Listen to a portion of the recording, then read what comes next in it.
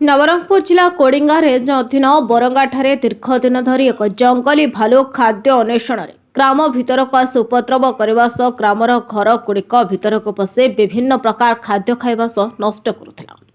ଏହାକୁ ନେଇ ଗ୍ରାମବାସୀ ବେଶ ଭୟଭୀତ ହେବା ସହ ଆତଙ୍କିତ ହୋଇ ରହୁଥିଲେ। ଏନେଇ ଗ୍ରାମବାସୀ ବନ ବିଭାଗକୁ ଖବର ଦେବା ପରେ ବନ ବିଭାଗ ପକ୍ଷରୁ ସେ ଭାଲୁକୁ ଧରିବାରେ ସକ୍ଷମ ହୋଇଛନ୍ତି।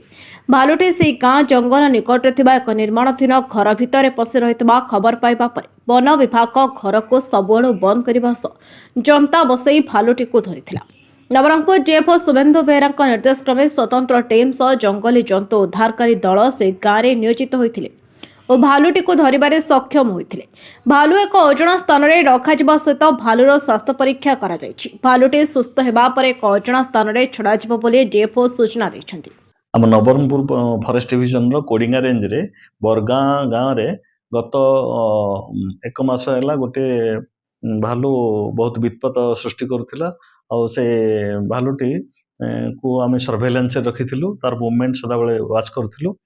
ଆଉ ଗତକାଲି ଗୋଟେ ଘର ଭିତରେ ସେ ଗାଁ ପାଖରେ ଗୋଟେ ପଶି ଯାଇଥିଲା। ପଶିଗଲା ପରେ ଗାଁ ଲୋକମାନେ ଆମକୁ ସାଙ୍ଗେ ସାଙ୍ଗେ ଇନଫର୍ମେସନ୍ ଦେଇଥିଲେ ଏବଂ ଆମର ଗୋଟେ ରାପିଡ୍ ରେସ୍ପନ୍ସ ଟିମ୍ ଅଛି। ରାପିଡ୍ ରେସ୍ପନ୍ସ ଟିମ୍ରେ ସାଙ୍ଗେ ସାଙ୍ଗେ ସେଇ ଜାଗାକୁ ପହଞ୍ଚିଲୁ।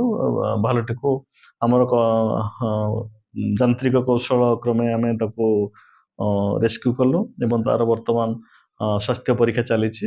ସ୍ୱାସ୍ଥ୍ୟ ପରୀକ୍ଷା ପରେ ଆମର ୱାଇଲ୍ଡ ଲାଇଫ୍ ୱାର୍ଡେନ୍ ସାର୍ଙ୍କର ପରମିଶନ୍ ନେଇକି ଆମେ ତାକୁ ନିୟରେଷ୍ଟ ଜଙ୍ଗଲରେ ଛାଡ଼ିଦେବୁ। ଯେହେତୁ ଆମର ତାଙ୍କର ହାବିଟାଟ୍ ସ୍କୁଇଜ୍ ହେଇ ଆସୁଛି, ଆମର ଯେତିକି ଏଗ୍ରିକଲଚର ଫିଲ୍ଡ ଏକ୍ସପାନ୍ସନ୍ ହେଇଯାଉଛି, ଫଳରେ ସେମାନେ ଆହୁରି ତାଙ୍କର ବାସସ୍ଥାନ ଖୋଜି ଖୋଜି ଆସି ପହଞ୍ଚି ଯାଆନ୍ତି ଜନବସତି ଯେଉଁଠାରେ ଥାଆନ୍ତି ସେଇଠି ପହଞ୍ଚି ଯାଆନ୍ତି। କୋଡଗାଁ ନବରଙ୍ଗପୁର ଦେବୀପ୍ରସାଦ ପଟ୍ଟନାୟକଙ୍କ ରିପୋର୍ଟ, ନାୟବତୀ ଟିଭି।